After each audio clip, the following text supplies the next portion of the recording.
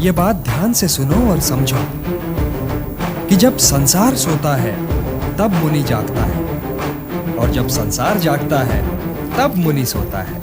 ये सोना जागना क्या है केशव? ये रात दिन कैसे है? रात और दिन की तो मैंने बात ही नहीं की थी पार्थ। मैंने तो केवल सोने और जागने के विषय में बात की थी। सामान्य पुरुष की जाग हर क्षण कुछ पाने और भोगने के मोह में व्यतीत होती है। यही उसकी चेतना का लक्ष्य है।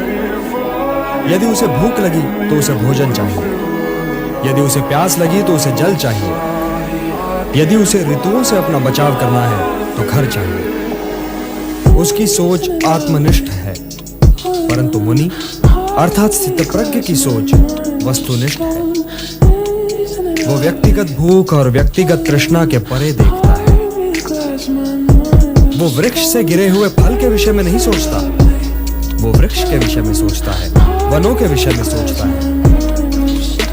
सामान्य मनुष्य को ईंधन के लिए लकड़ी चाहिए, तो वो वृक्षों को तब तक काटता चला जाएगा जब तक वन नष्ट न हो जाए।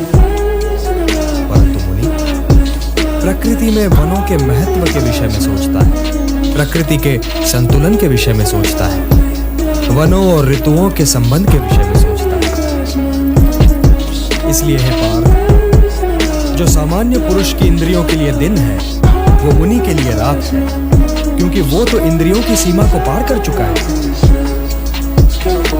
और जो सामान्य पुरुष की इंद्रियों के लिए रात है वो मुनि के लिए दिन है, क्योंकि उसी सन्नाटे में मुनि की चेतना का सूर्योदय होता है। मुनि की रुचि सामने की समस्याओं के साथ साथ उन समस्याओं के समाधान में भी है, और यही उसे सामान्य पुरुष से अलग करती है।